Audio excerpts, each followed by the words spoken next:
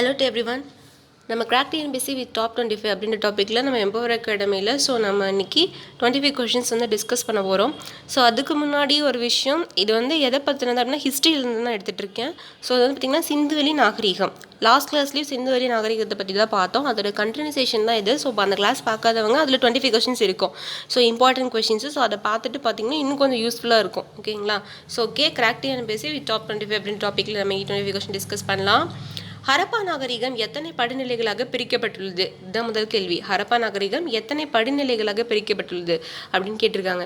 சரிங்க, இது எந்த காலத்தை சார்ந்ததுன்னு பார்த்தீங்கன்னா சிந்துவெளி நாகரிகம் புதிய கற்காலத்தை சார்ந்ததாக தான் இருக்கும். சரிங்களா? புதிய கற்காலத்தை சார்ந்ததாக இருக்கும். சரிங்களா? மெஹர்ஹாரின் காலத்தை போல. மெஹர்ஹார் அப்படிங்கிறது தான் ஃபஸ்ட்டு சிந்துவெளி நாகரிகத்தோட முன்னோடியாக இருக்கும். மெஹர்ஹார் அப்படிங்கிறது புதிய கற்காலத்தை சார்ந்த ஒரு பகுதி தான். அதே மாதிரி இந்த சிந்துவெளி நாகரிகம் பார்த்திங்கன்னா புதிய கற்காலத்தை சார்ந்த ஒரு பகுதியாக தான் இருந்துச்சு. சரிங்க, இது எத்தனை பகுதிகளாக பிரிச்சிருந்தாங்க படிநிலைகள்னு பார்த்தீங்கன்னா 3 படிநிலைகளாக பிரிச்சிருப்பாங்க. சிந்துவெளி நாகரிகத்துக்கு எத்தனை ஹரப்பா சிந்துவெளி நாகரிகத்தில் ஹரப்பா நாகரிகம் எத்தனை கட்டங்களாக பல்வேறு கட்டங்களாகவோ அல்லது படிநிலைகளாக பிரிக்கப்பட்டுள்ளதுன்னு பார்த்தீங்கன்னா 3 ஸ்டெப்ஸாக பிரிச்சிருக்காங்க. ஃபஸ்ட்டு லெவல் பார்த்தீங்கன்னா தொடக்க கால ஹரப்பா. ஓகேவா? பொது ஆண்டுக்கு முன் 3000 முதல் 2600 வரை 3000 முதல் 2600 வரைக்கும் தொடக்க கால. ஃபஸ்ட்டு ஸ்டார்டர் பார்த்தீங்கன்னா 3000. ஓகேவா? 3000 முதல் 2600 வரைக்கும் தொடக்க கால ஹரப்பா. அதே முதிர்ச்சி அடைந்ததுன்னா மெச்சூர்டாக இருந்த ஹரப்பா பார்த்தீங்கன்னா 2600லேருந்து 1900 வரைக்கும் 2600லேருந்து 1900 வரைக்கும். பிற்கால ஹரப்பா அப்படின்னு சொல்லி பார்த்தீங்கன்னா 1900லேருந்து 1700 வரைக்கும் இருந்துச்சு. 1900லேருந்து 1700 வரைக்கும் இருந்துச்சு. ஓகேவா? 3 டைப்பாக பிரிச்சிருக்கோம். ஃபஸ்ட்டு பார்க்கலாம். தொடக்க கால ஹரப்பா அப்படிங்கிறது 3000 முதல் 2600 வரைக்கும் இருந்துச்சு. முதிர்ச்சி அடைந்த ஹரப்பா அப்படிங்கிறது 2600லேருந்து 1900 வரைக்கும் இருந்துச்சு.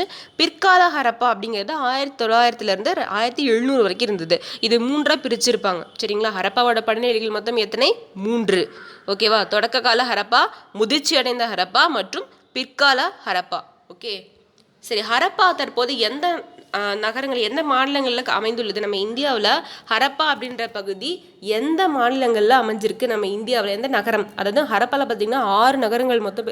அதாவது ஹரப்பா மொஹஞ்சதாரோ நாகரிகத்தை கன்சிடர் பண்ணி 6 சிட்டிஸ் 6 நகரங்கள் கண்டுபிடிக்கப்பட்டதுன்னு சொல்லுவாங்க அகழ்வாராய்ச்சியில். அது நம்ம இந்தியாவில் எந்த மாநிலத்தில் அந்த ஹரப்பா அப்படின்றது இருக்குது அப்படின்னா பஞ்சாப், பாகிஸ்தானில் இருக்குங்க. ஏன்னா பார்த்திங்கன்னா 1826 சார்லஸ் மேசன் இங்கிலாந்து நாட்டவர். அவர் தான் முதல்ல ஹரப்பாவுக்கு முதல்ல வருகை புரிஞ்சிருப்பார். சார்லஸ் மேசன்றவர். அவர் 1831 அதுக்கப்புறமேட்டு அம்ரி அப்படின்றவர் பார்த்திங்கன்னா ஹரப்பா பண்பாட்டோட ரொம்ப அகழ்வாராய்ச்சி நிறைய பண்ணியிருப்பார். சரிங்களா? அலெக்சாண்டர் பர்னஸ் வருகை செஞ்சிருப்பார். ஓகேவா? அம்ரி அப்படின்ற இடத்துக்கு அலெக்சாண்டர் பர்னஸ் வந்திருப்பார். நான் சொல்கிறது உங்களுக்கு புரிஞ்சிருக்குன்னு நினைக்கிறேன். ஹரப்பா அப்படின்ற இடத்துக்கு முதல்ல சார்லஸ் மேசன் அப்படின்றவர் 1826 வரார். அதுக்கப்புறமேட்டு பார்த்தீங்கன்னா 1831 அம்ரி அப்படின்ற இடத்துக்கு அலெக்சாண்டர் பர்னஸ் வருவார். இவங்கெல்லாம் எதுக்காக வராங்க அப்படின்னா லாகூரில், பாகிஸ்தானில் தான் இருக்குது லாகூர். அந்த லாகூரில் இருக்க முல்தானில் பார்த்திங்கன்னா ரயில் பாதை ஒன்று அமைப்பாங்க ஹரப்பாவில். அதை அமைக்கும் போது அழிக்கப்பட்டுருச்சு அந்த இடத்த. நம்ம மிஞ்சின இடத்த தான் ஹரப்பா. அந்த பாகிஸ்தான் இந்தியா 2 பிரிவினையாச்சு இல்லையா 1948 பார்த்திங்கன்னா பிரிவினை ஆன பிறகு 2ஆக பிரிஞ்சதுக்கு அப்புறமே நமக்கு மிச்சம் மீதி இருந்த இடத்த தான் அகழ்வாராய்ச்சி பண்ணியிருக்கோம். ஓகேவா? பஞ்சாபில் இருக்கிறதுலாம் மிச்சம் மீதி இருந்த இடம். ஆனால் பாதி எங்கே போயிடுச்சுன்னா அந்த ஹரப்பா நகர் பார்த்திங்கன்னா பாகிஸ்தான் சைடு போயிடுச்சு. அந்த பக்கம் நம்ம போய் அகழ்வாராய்ச்சி பண்ணுறதுக்கு பெர்மிஷன் வாங்கிட்டு போக முடியாது. அவங்க என்ன பண்ணிட்டாங்கன்னா நம்ம இந்தியாவோட சார்ந்திருந்த பகுதியை தான் நம்ம என்ன பண்ணுறோன்னா அகழ்வாராய்ச்சிக்கு உட்படுத்தி இந்த ஹரப்பா நாகரிகத்தை மேற்கொள்ள என்னென்ன இருக்குன்னு சொல்லி பார்த்துட்ருக்கோம். புரியுதுங்களா? ஓகே, இந்த கேள்வி என்னன்னா ஹரப்பா தற்போது எந்த நகரம் எந்த மாநிலங்களில் அமைந்துள்ளது? நம்ம இந்தியாவிலும் பார்த்தீங்கன்னா பஞ்சாப் மற்றும் பாகிஸ்தானில். ஓகேவா? 2 பிளேஸில் இருக்குது. பஞ்சாப்லேயும் பாகிஸ்தான்லேயும் 2 பிளேஸில் இருக்குது. சரி, பஞ்சாப், பாகிஸ்தான் ரயில் பாதை அமைக்கும் போது இதை கண்டுபிடிச்சிருப்பாங்க. சரிங்களா? சரி, ஓகே. 1940 பார்த்தீங்கன்னா R.E.M. வீலர் அப்படின்றவர் தான் ஹரப்பாவில் அகழ்வாய்வு நடத்தியிருந்தார். சரிங்களா? R.E.M. வீலர். இந்த 48 என்ன நடக்கும்? அந்த சுதந்திரம் கிடைச்ச வாட்டி பார்த்திங்கன்னா பஞ்சாப்ன்ற பாகிஸ்தானுக்கும் நம்ம இந்தியாவுக்கும் பிரிவினை தனித்தனியாக என்ன பண்ணிடுவாங்கன்னா கொடுத்துருவாங்க. ஸோ சுதந்திரம் கிடைச்ச பிறகு பெரிய பெரிய பிரச்சனைலாம் வந்துட்டு 1947 பிரியும். அதுக்கப்புறமேட்டு என்ன பண்ணுவாங்கன்னா, நீங்கள் அங்கே அகழ்வாராய்ச்சி பண்ணுறதுக்கு எந்த விதமான பெர்மிஷனும் கொடுக்க முடியாது, இந்தியாவை சார்ந்துள்ள ஹரப்பா பகுதிகளில் நீங்கள் அகழ்வாராய்ச்சி செய்து கொள்ளலாம்னு சொல்லி பெர்மிஷன் கொடுப்பாங்க. சரிங்களா? ஸோ ஓகே, இப்போ நம்ம பார்த்துருக்கிறது என்ன, ஹரப்பா வந்து எந்த மாநிலம் அப்படின்னு சொல்லி பார்த்தோன்னா பஞ்சாப் மற்றும் பாகிஸ்தான் 2 பிளேஸ்லையும் இருக்குது. ஓகே, மொகஞ்சதாரோ அப்படிங்கிறது எங்கே இருக்குது அப்படின்னு பார்த்தோன்னா, அந்த நகரம் நம்ம இப்போ எங்கே இருக்குதுன்னு பார்த்தீங்கன்னா சிந்து பிளேஸில், சிந்து பாகிஸ்தானில் இருக்கக்கூடிய சிந்து பகுதிகளில் இருக்குது. ஓகேவா? மொகஞ்சதாரோ அப்படிங்கிறது எங்கே இருக்குங்க, சிந்து அப்படின்ற இடத்துல பாகிஸ்தானில் இருக்குது. ஃபஸ்ட்டு கொஷின் என்ன, ஹரப்பா எங்கே இருக்குது, பஞ்சாப் மற்றும் பாகிஸ்தானில் இருக்குது. மொகஞ்சதாரோ இப்போ எங்கே இருக்குது, சிந்துவில் பாகிஸ்தானில் இருக்குது. அடுத்த கேள்வி, தொலைவீரா தற்போதைய எந்த மாநிலத்தில் அமைந்துள்ளது? தொலைவீரா அப்படின்றது பார்த்திங்கன்னா பண்டைய நாகரிகத்தை, அதாவது அந்த நாகரிகத்தை போற்றக்கூடிய ஒரு நகரம் தான். அந்த நகரம் எங்கே இருக்குது அப்படின்னு சொல்லி பார்த்தீங்கன்னா குஜராத்தில் இருக்குது, இந்தியாவில். ஓகேவா? தொலைவீரா எங்கே இருக்குங்க, குஜராத்தில், நம்ம இந்தியாவில் குஜராத் மாநிலத்தில் இருக்குது. நெக்ஸ்ட் பார்த்திங்கன்னா காளிபங்கன், ரொம்ப ரொம்ப ஃபேமஸ்ஸு. காளிபங்கன் தற்போதைய எந்த மாநிலத்தில் அமைந்துள்ளதுன்னா ராஜஸ்தானில் இருக்குது, இந்தியாவில். நம்ம இந்தியாவில் ராஜஸ்தானில் இருக்குது. ஸோ ஓகேவா, காளிபங்கன் எங்கே இருக்குங்க, ராஜஸ்தான், இந்தியா. கேட்பாங்க இந்த கேள்வி கண்டிப்பாக. தொலைவீரா என்பது எந்த மாநிலத்தில் நம்ம இந்தியாவில் அமைந்துள்ளது? கேள்வி பதில் என்னங்க, குஜராத். காளிபங்கன் எங்கே அமைந்துள்ளது நம்ம இந்தியாவில்னு பார்த்தீங்கன்னா ராஜஸ்தான். அடுத்த கேள்வி, லோத்தல் தற்போதைய எந்த மாநிலத்தில் அமைந்துள்ளதுன்னு கேட்டுவாங்க. லோத்தல் பார்த்தீங்கன்னா அது ஒரு போர்ட், சரிங்களா, துறைமுகம் வந்து லோத்தல் அப்படிங்கிறது குஜராத்தில் இருக்குது. ஸோ ரொம்ப பழமையான ஒரு துறைமுகங்க, சரிங்களா. லோத்தல் தற்போதைய எந்த மாநிலத்தில் அமைந்துள்ளது? குஜராத், இந்தியாவில் இருக்குது. அடுத்தது பார்த்தீங்கன்னா பனவாலிதர் தற்போதைய எந்த மாநிலத்தில்? பனவாலி அப்படிங்கிறது இப்போ இருக்கிறதுல எங்கே இருக்குது? பனவாலி அப்படின்றது எங்கே இருக்குதுன்னு சொல்லி பார்த்தீங்கன்னா எங்கே இருக்குது? பனவாலி அப்படிங்கிறது ராஜஸ்தானில் இருக்குது. ஓகேவா? பனவாலி. காளிபங்கனும் ராஜஸ்தானில் தான் இருக்குது. அதே சமயம் பார்த்தீங்கன்னா இப்போ நம்ம பார்த்த பனாவலி பனாவலி எங்கே இருக்குன்னா ராஜஸ்தானில் தான் இருக்குது. அடுத்தது ராக்கி கார்கி அப்படின்றது எந்த பிளேஸில், அந்த நகரம் தான் பண்டைய கால நகரம், அதாவது சிந்து சமவெளி நாகரிகத்தை சார்ந்த ஒரு நகரமானது ராக்கி கர்கி. அது தற்போதைய எந்த மாநிலத்தில் நம்ம இந்தியாவில் அமைந்துள்ளது அப்படின்னு பார்த்தீங்கன்னா ஹரியானா. ராக்கி கார்கி எங்கெங்க இருக்குது? ராக்கி ஞாபகம் வச்சோம், ராக்கி கட்டுறாங்க இல்லைங்களா, ராக்கி கட்டுறாங்க ஹரியானாவில். ராக்கி கார்கி எங்கே இருக்குது? ஹரியானாவில் இருக்குது. ஓகே, நம்ம இந்தியாவில் இருக்குது. அடுத்தது சர்கோட்டா அப்படிங்கிறது ஒரு நகரம், சிந்து சமவெளி நாகரிகத்தை சார்ந்த ஒரு நகரம் சர்கோட்டா என்பது. அது தற்போதைய எந்த மாநிலத்தில் நம்ம இந்தியாவில் அமைந்துள்ளது அப்படின்னு சொல்லி பார்த்தீங்கன்னா குஜராத்தில், இந்தியாவில். லோத்தல் குஜராத்தில் தான் இருக்குது, தொலைவீரா குஜராத்தில் தான் இருக்குது, சர்கோட்டாவும் குஜராத்தில் தான் இருக்குது. சர்கோட்டட்டா ஓகேவா, குஜராத்தில் இருக்குது, நம்ம இந்தியாவில். ஓகேவா? இது எல்லாமே பார்த்திங்கன்னா ஹரப்பா காலத்தோட முக்கிய நகரம், சரிங்களா. சிந்துவெளி நகரத்தில் ஹரப்பா காலத்தோட நம்ம இப்போ பார்த்தது எல்லாமே ஹரப்பா காலத்தின் முக்கிய நகரங்கள். அது எந்த இடங்களில் தற்போது இந்தியாவில் அமைந்துள்ளது அப்படின்னு சொல்லி பார்த்தோம். ஃபர்ஸ்ட் என்ன பார்த்தோம், ஹரப்பான்றது எங்கே இருக்குது? பஞ்சாப் மற்றும் பாகிஸ்தானில் இருக்குது. மொகஞ்சதாரோ எங்கே இருக்குது? சிந்து பாகிஸ்தானில் இருக்குது. தொலைவீரா எங்கே இருக்குது? குஜராத்தில் இருக்குது, இந்தியாவில் இருக்குது. காளிபங்கன் ராஜஸ்தானில் இருக்குது.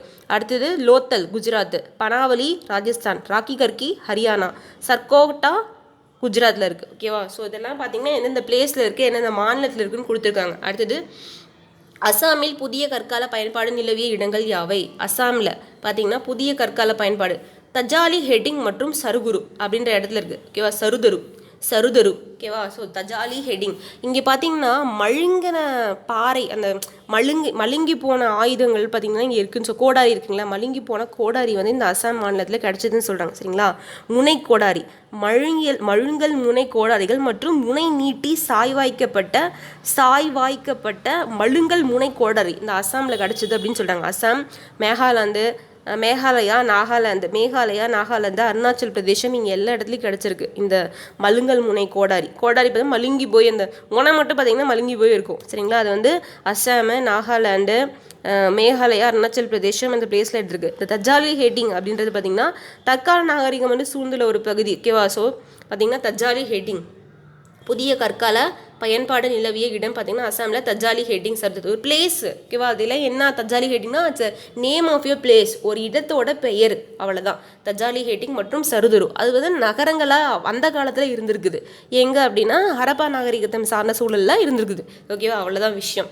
அடுத்தது பாருங்கள், இடம்பெயர் வேளாண்மை ஷிஃப்டிங் கல்டிவேஷன் முதலில் எந்த மாநிலத்தில் அறிமுகப்படுத்தப்பட்டது? நம்ம அஸ்ஸாமில் தாங்க. பார்த்தீங்கன்னா அப்போ நகர நாகரிகமாக, அது சிந்துவெளி நாகரிகத்தப்பவே அந்த அஸ்ஸாமில் வந்து பார்த்திங்கன்னா ஷிஃப்டிங் கல்டிவேஷன், அதாவது ஷிஃப்டிங் கல்டிவேஷன் என்னது, இடம்பெயர் வேளாண்மை அப்படின்ற ஒரு வேளாண்மை பார்த்திங்கன்னா செஞ்சுருக்காங்க அது அஸ்ஸாமில் முதல்ல. ஓகேவா, அஸ்ஸாமில் தான் வந்து இந்த ஷிஃப்டிங் கல்டிவேஷன் அப்படின்றது வந்து செயல்படுத்தியிருக்காங்க. அடுத்து பார்த்திங்கன்னா பழமையான வேளாண்மையும் மனிதருக்கும் சுற்றுச்சூழலுக்கும் இடையேயான உறவையும் குறித்து ஆய்வு செய்கின்றவர்கள் யார்? நல்லா புரிஞ்சுக்கணும். பழமையான வேளாண்மையையும் மனிதர்களுக்கும் சுற்றுச்சூழலுக்கும் இடையேயான தொடர்பை அறிந்து கொள்கின்றவர்கள் யாருன்னு கேட்டிருக்காங்க. இது வந்து பார்த்திங்கன்னா தொல் தாவரவியலாளர்கள், பாலியோ பாட்டனிஸ்ட்னு சொல்லுவாங்க. பாலியோ பொட்டானிஸ்ட் பாட்டனி நம்ம படிச்சிருப்போம். பாட்டனின்னா என்ன அர்த்தம்? தாவரங்களை பற்றி படிக்கிறது. பாலியோ பாட்டனிஸ்ட்னா மனிதர்களுக்கும் அந்த தாவரங்களுக்கும் இடையான தொடர்பை ஏற்படுத்தினவர்களை பற்றி சுற்றுச்சூழலோடு சேர்ந்து படிக்கிறதுக்கு பற்றி பாலியோ பாட்டனிஸ்ட்னு அர்த்தம். பழங்கால வேளாண்மை மற்றும் மனிதருக்கும் சுற்றுச்சூழலுக்கும் இடையான உறவையும் குறித்து ஆய்வு செய்கின்றவர் பாலியோ பொட்டானிஸ்ட். ஓகேவா, தொல் தாவரவியலாளர்கள். அடுத்து பார்த்திங்கன்னா சுமேரிய நாகரிகம். சுமேரியர்கள் தான் முதல்ல என்ன பண்ணியிருப்பாங்க, நம்பர்ஸ் எழுத்துக்களை முதல்ல கண்டுபிடிச்சவர் யாருங்க?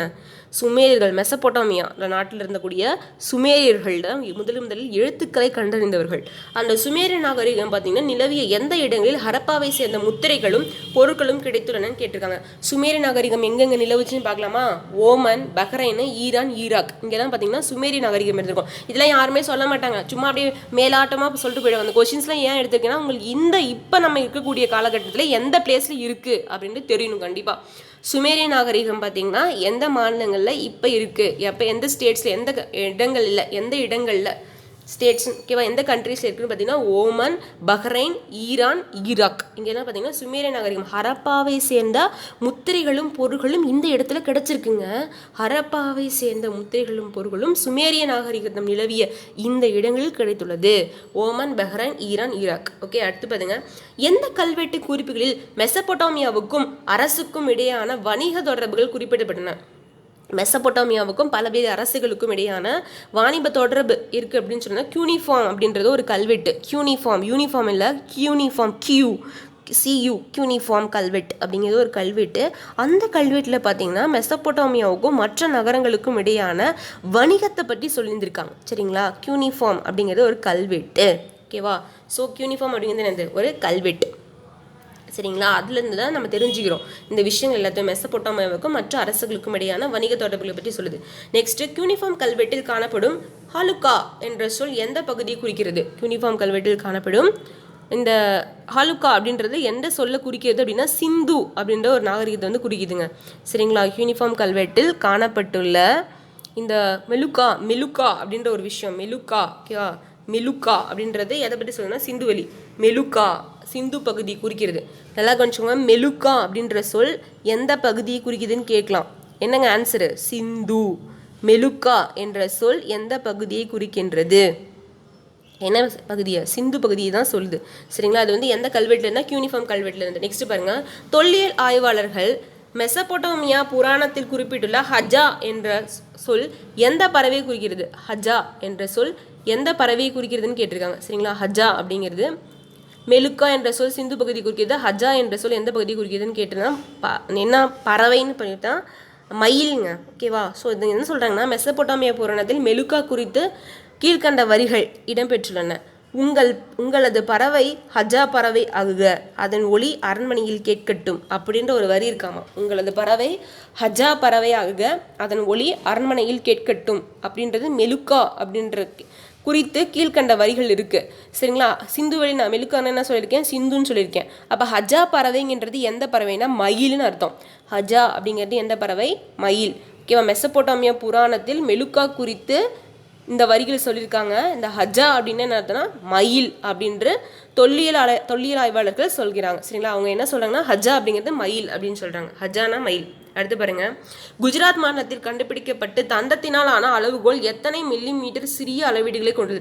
தந்தம்னா யானையோட தந்தத்தினால செய்யப்பட்ட இந்த அளவீடு மெஷர்மெண்ட்டு அதில் வந்து பார்த்திங்கன்னா 1704 மில்லிமீட்டர் இருக்குங்களா. இதுதான் இருக்கிறதுலே பழமையான நாகரிகத்தில் கண்டுபிடிக்கப்பட்ட அந்த சிந்துவெளி நாகரிகத்தில் புதிய கற்காலத்தில் கண்டுபிடிக்கப்பட்ட கருவிகளில் மிக அதிக அளவீடுகளை கொண்ட ஒரு அளவுகோல். குஜராத்தில் கண்டுபிடிச்சாங்க இதை, சரிங்களா. இது வந்து எங்கே கண்டுபிடிச்சிருப்பாங்கன்னா குஜராத்தில். எவ்வளோ மில்லிமீட்டர்னா 1704, ஓகேவா, 1704 மில்லிமீட்டர். அடுத்த கேள்வி, வேள்வி பீடங்கள் அடையாளம் காணப்படும் இடம் எது? வேள்வி பீடம்னா யாகம்லாம் வளர்ப்பாங்க இல்லைங்களா கோயிலில், அந்த மாதிரி வேள்வி பீடம் வந்து அந்த காலத்தில் வளர்த்துருக்காங்க. வேள்வி அப்படின்னா என்ன, யாகம்னு அர்த்தம். பீடங்கள் அடையாளம் காணப்படும் இடம் எதுன்னு கேட்டால் காளிபங்கன், ராஜஸ்தானில் இருக்கக்கூடிய காளிபங்கன். ஏற்கனவே சொல்லியிருக்கேன், ஹரப்பா நாகரிகத்தை சார்ந்த ஒரு நகரங்களில் ஒன்று காளிபங்கன். அந்த காளிபங்கன் தற்போது எந்த மாநிலத்தில் உள்ளது? ராஜஸ்தான். அங்கே பார்த்தீங்கன்னா வேள்வி பீடங்கள் இருந்ததற்கான சான்றுகள் இருக்குங்க. அடுத்தது, ஹரப்பா மக்கள் இன்றைய அளவீட்டில் 1 இன்ச் என்பதை எவ்வளவாக கொள்ளும் விதத்தில் அளவுகோலை பயன்படுத்தினர்? 1 இன்ச்சு, ஒரே 1 இன்ச்சுன்னு இருக்கு இல்லையா, அந்த 1 இன்ச் அப்படிங்கிறது 1.75 சென்டிமீட்டர். 1 இன்ச்சு பார்த்தீங்கன்னா 1.75 சென்டிமீட்டர், சரிங்களா. 1.75 சென்டிமீட்டர், ஓகேவா. ஸோ அவங்க வந்து எடைக்கற்களும் பயன்படுத்தியிருக்காங்க. எடைக்கற்கள்லாம் வெயிட் போடுறதுக்கு, ஓகேவா. ஸோ பார்த்தீங்கன்னா 1:2, 4:8, 16:30 அப்படி இருமடங்காக பயன்படுத்தியிருக்காங்க. பார்த்தீங்கன்னா 1 கிராம் அப்படிங்கிறது 13.63 கிராம். அதாவது இன்றைய அளவீட்டில் பார்த்தீங்கன்னா அவங்களோட சிறிய எடை அளவீடுனா 13.63 கிராமாக இருந்திருக்கு, ஓகேவா. 13.63 அப்படின்றது கிராம் அளவில் இருந்திருக்கு. சரி, இன்றைக்கி நம்ம விஷயத்துக்கு வருவோம். 1 இன்ச் அப்படிங்கிறது எவ்வளோ சென்டிமீட்டர்? 1.25 சென்டிமீட்டர், ஓகேவா. 1.75 சென்டிமீட்டர். 1 இன்ச் அப்படிங்கிறது 1.75 சென்டிமீட்டர். இதை மட்டும் ஞாபகம் வச்சுக்கோங்க, ஓகேவா. அடுத்தது பார்த்தீங்கன்னா, ஹரப்பாவில் கிடைத்தவற்றை மிக நீளமாக கருதப்படும் எழுத்து தொடர் எத்தனை குறியீடுகளை கொண்டுள்ளது? இருக்கிறதுலே கண்டுபிடிச்சது ஹரப்பாவில் வந்து பார்த்தீங்கன்னா 26 இங்கிலீஷ் லெட்டர்ஸ் மொத்தம் எத்தனை? 26 லெட்டர்ஸாக, அதை ஞாபகம் வச்சுக்கோங்க. 26 குறியீடுகள் பார்த்தீங்கன்னா கண்டுபிடிச்சிருக்காங்க அந்த ஹரப்பாவில். அடுத்து பார்த்தீங்கன்னா, வரலாற்றின் பழமையான காலம் எதுனா பழங்கற்காலம். வரலாற்றோட பழமையான காலம் எதுங்க? பழங்கற்காலம் தானே. வரலாற்றின் பழமையான காலம் பழங்கற்காலம், சரிங்களா. ஸோ இதுதான் நமக்கு பார்த்தோன்னே தெரிஞ்சிடலாம். ஏன்னா வந்து பழங்கற்காலம், புதிய கற்காலம், செம்பு காலம், இரும்பு காலம்னு 4 பிரிப்பாங்க. அதில் வந்து எது பழமையானதுன்னு பார்த்தீங்கன்னா பழங்கற்காலம் தான், ஓகேவா. ஸோ பார்த்தீங்கன்னா அதுதான் பேலியோலித்திக் ஏஜ். ஸோ ரொம்ப பழமையானது. வரலாற்றின் பழமையான காலம் எது? பழங்கற்காலம். சரிங்க. எழுத்துக்கள் அறிமுகமாவதற்கு முந்தைய காலகட்டம் எது? எழுத்துக்கள் அறிமுகமாவதற்கு முந்தைய காலகட்டம், எழுத்துக்களே கண்டுபிடிக்கல அதுக்கு முன்னாடி வந்த காலம் பார்த்தீங்கன்னா வரலாற்றுக்கு முந்தைய காலம். ஏன்னா கல்வெட்டுகளிலையோ இல்லை வந்து எழுத ஆரம்பித்த பேரை பார்த்தீங்கன்னா வரலாற்று காலம், சரிங்களா. அப்போ கல்வெட்டுகளிலே பொறிக்கப்படாத காலம், எழுத்துக்களே அறிமுகம் செய்யப்படுவதற்கு முந்தைய காலகட்டம் வரலாற்றுக்கு முந்தைய காலம்னு சொல்லுவோம். அடுத்தது பார்த்தீங்கன்னா, யாருடைய காலத்தில் வரலாற்று காலம் என்று ஆரம்பித்தது? கிரேக்கர்கள் தான். முதலில் வரலாற்று காலம் தொடங்கினது யாரோட காலத்துன்னு கேட்டாங்கன்னா ரொம்ப ரொம்ப ரொம்ப முக்கியமான கேள்வி. கிரேக்கர்கள் தான். அவங்க தான் முதல்ல இந்த வரலாறு அப்படின்ற ஒரு விஷயத்தையே சொல்லியிருப்பாங்க. சிந்து சமவெளி நாகரிகம் எப்போது வீழ்ச்சி அடைய தொடங்கினது? சரி, இவ்வளவு இவங்க பார்த்தீங்கன்னா பெரிய குளம் அமைச்சிருந்தாங்க, கோட்டைகள் அமைச்சிருந்தாங்க, தானிய களஞ்சியம் இருந்தது, இடுகாட்டு மேடு, வந்து மனிதர்கள் வந்து புதைக்கிற பழக்கம் இவங்கள்ட்ட இருந்திருக்கு, வேள்வி பீடங்கள் இருந்திருக்கு, தொழிற்சாலைகள் கூட இருந்திருக்கு, சான்றுகள் இருந்திருக்கு. சரி, இவ்வளவு கண்டுபிடிச்ச இந்த சிந்துவெளி நாகரிக மக்கள் வந்து எப்போது வீழ்ச்சி அடைய தொடங்கியது? இந்த காலம் பார்த்தீங்கன்னா ஏறத்தாழ 1900 ஆண்டுகளுக்கு முன், பொது ஆண்டுக்கு முன் 1900, பொது ஆண்டுக்கு முன் பொது ஆண்டுக்கு முன் 1900 தான் வீழ்ச்சி அடைய தொடங்கியதுன்னு பார்க்கலாம். நெக்ஸ்ட், மதகுரு அரசன் உருவச்சிலை எந்த கல்லில் ஹரப்பா நாகரிகத்தில் அமைந்துள்ளது? மதகுரு அரசனோட மதகுருன்னு ஒரு அரசன் இருந்திருக்கான், ஓகேவா. ஸோ அந்த பார்த்தீங்கன்னா அந்த மதகுரு அரசன் ஆகிய உருவச்சிலைகள் பார்த்தீங்கன்னா எந்த கல்லால் செஞ்சுருந்தாங்க அப்படின்னா ஸ்டீரைட் அப்படின்ற ஒரு கல், அது வந்து மாவுக்கல். ஸோ இவங்க வந்து பார்த்தீங்கன்னா கிறிஸ்டல் யூஸ் பண்ணியிருக்காங்க. அப்புறம் சிவப்பு மணிக்கல் அப்படின்ற ஒரு கல் யூஸ் பண்ணியிருக்காங்க, சரிங்களா. சிவப்பு மணிக்கல் ஸ்டீடைட் அப்படின்றது மாவுக்கல்னு சொல்லுவாங்க, சரிங்களா. மாவுக்கல், ஓகேவா. மாவுக்கல்னா ஆமாங்க, இது ஒரு அந்த அரசனை செஞ்சுருக்காங்க உருவ சிலை. மதகுரு அரசன் செய்யப்பட்ட சிலைகள் எந்த கல்லால் ஆனது அப்படின்னா ஸ்டீடைட். ஓகே. ஸோ அப்போ உங்களுக்கு 25 கொஸ்டின்ஸ் நம்ம இன்றைக்கி பார்த்துருக்கோம். ஸோ பாருங்கள், அடுத்தது சங்கு அப்படின்றதோட வந்து பொருள் என்னன்னு கேட்டாங்க. ஹரப்பா நாகரிகத்தில் சங்கு அப்படிங்கிற நகரம், சங்கு வந்து எந்த நகரத்தில் கிடச்சுன்னா நாகேஸ்வர் மற்றும் பாலக்கோட்டில் கிடச்சிருக்கு, ஓகேவா. சங்கு அப்படின்ற பொருள் தரக்கூடிய நகரம் எங்கே கிடச்சிருக்குன்னா நாகேஸ்வர் மற்றும் பாலக்கோட் அப்படின்ற நகரத்தில் கிடைச்சிருக்கு. நெக்ஸ்ட் பாருங்க, வைடூரியம்னு சொல்லுவாங்க. வைடூரியம் பார்த்தீங்கன்னா ஷார்டுகை அப்படின்ற நகரத்தில் கிடைச்சிருக்கு. ஷார்டுகை அப்படின்ற நகரத்தில் கிடைச்சிருக்கு. நெக்ஸ்ட் கார்னிலியன் அப்படின்னா சிவப்பு கல் மணி, அது வந்து லோத்தல் குஜராத்தில் கிடைச்சிருக்கு, ஓகேவா. கார்னிலியன் அப்படிங்கிறது மணி, லோத்தல் ஓகேவா. ஸோ இது வந்து சிவப்பு கல்மணி லோத்தல் குஜராத்தில் கிடச்சிருக்கு. நெக்ஸ்ட் பார்த்தீங்கன்னா ஸ்டீடைட் அப்படிங்கிறது நுரைக்கல் இல்லைனா மாவுக்கல்னு சொல்கிறாங்க. அது தெற்கு ராஜஸ்தானில் கிடச்சிருக்கு ஓகேவா. ஸ்டீடைட் அப்படின்றது ஒரு கல், அதாவது நுரைக்கல். அது எங்கே கிடச்சிருக்குன்னா தெற்கு ராஜஸ்தானில் கிடச்சிருக்கு. நெக்ஸ்ட் பாருங்கள் செம்பு. செம்பு வந்து ராஜஸ்தானில் கிடச்சிருக்கு, ஓமனில். செம்பு வந்து எங்கே கிடச்சிருக்கு? ராஜஸ்தானில் கிடச்சிருக்கு, ஓமனில் கிடச்சிருக்கு. ராஜஸ்தான் மற்றும் ஓமன். ஓமன் எங்கே இருக்குது? நம்ம மஸ்கட் ஓகேவா. ஸோ பார்த்தீங்கன்னா அது வேறு கண்ட்ரி. பார்த்தீங்கன்னா அங்கே ராஜாக்கள் ஆட்சி இன்னும் நடந்துட்டுருக்கு இந்த ஓமனில். ராஜஸ்தான் மற்றும் ஓமனில் செம்பு இருக்குது ஓகேவா. ஸோ சங்கு அப்படிங்கிறது எங்கே கிடச்சிது? நாகேஸ்வர் மற்றும் பாலக்கோட். வைடூரியம் எங்கே கிடச்சிருக்கு? ஷார்டுகை அப்படின்ற நகரத்தில் கிடச்சிருக்கு. Next carnelian Lothal. ஸ்டீடைட் தெற்கு ராஜஸ்தான். செம்பு எங்கே கிடச்சிருக்குன்னா ராஜஸ்தான் மற்றும் ஓமன். ராஜஸ்தான் மற்றும் ஓமன். சங்கு சங்கே முழங்கு. சங்கு எங்கே முழங்குது? நாகேஸ்வரத்தில் முழங்குது. நாகேஸ்வர் மற்றும் பாலக்கோட். நெக்ஸ்ட் பாருங்கள் ரோரி செட். இந்த படிகக்கல் பாகிஸ்தானில் உள்ள ரோரி பகுதியில் காணப்படுகிறது. ஹரப்பா மக்கள் கத்திகளும் பிற கருவிகளும் செய்வதற்கு இது பயன்படுத்தப்பட்டது. ரோரி செட் அப்படிங்கிறது ஒரு படிகக்கல்லுங்க, ஒரு கிறிஸ்டல். இது வந்து பார்த்திங்கன்னா பாகிஸ்தானில் யூஸ் பண்ணுறாங்க ரோரி பகுதியில். இது எதுக்காக பயன்படுத்தினாங்க அந்த ஹரப்பா மக்கள் பார்த்திங்கன்னா கத்தி செய்கிறதுக்கும் பிற கருவிகள் செய்கிறதுக்கும் இந்த ரோரி செட் அப்படின்ற ஒரு படிகக்கல்லை பயன்படுத்தியிருக்காங்க. சரிங்களா. இன்றைக்கி நம்ம பார்த்தது ரொம்ப ரொம்ப முக்கியமானது. ஹரப்பா நாகரிகத்தை பற்றி பார்த்துருக்கோம். சரி, இது உங்களுக்கு பயனுள்ளதாக இருக்கும் அப்படின்னு நான் நம்புகிறேன். உங்களுக்கு ஃபர்தராக டீட்டெயில்ஸ் வேணும் அப்படின்னு சொல்லி பார்த்தீங்கன்னா இந்த ஸ்க்ரீனில் தெரிகிற நம்பரை காண்டாக்ட் பண்ணிக்கோங்க. ஸோ ஓகே, இது பார்த்திங்கன்னா மெயின்ஸ் மெட்டீரியல்ஸ் அவைலபிளாக இருக்குது. So test batch, video classes எல்லாமே அவைலபிளாக இருக்குது. ஸோ ஓகே, தேங்க்யூ ஃபார் வாட்சிங். Keep supporting. வீடியோ பிடிச்சிருந்ததுன்னா லைக் பண்ணுங்கள், கமெண்ட் பண்ணுங்கள், ஷேர் பண்ணுங்கள்.